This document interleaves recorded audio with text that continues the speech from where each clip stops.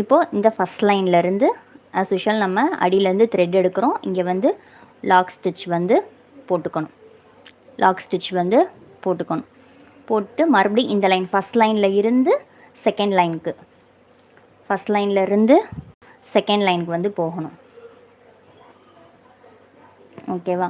போயிட்டு அதை அப்படியே ட்ராக் பண்ணணும். கீழே அந்த த்ரெட்டை பிடிச்சிட்டே அதை அப்படியே ட்ராக் பண்ணிங்கன்னா இந்த செகண்ட் லைனில் நாட் மாதிரி வரும்.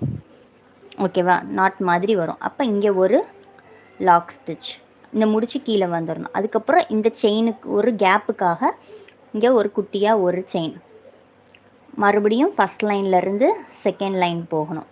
செகண்ட் லைனில் போயிட்டு செயின் போட்டு அதை அப்படியே ட்ராக் பண்ணோம்னா கீழே நாட் மாதிரி ஃபார்ம் ஆகும். இந்த லைனில் வந்து அந்த நாட் வந்து உட்காரணும். ஓகேவா?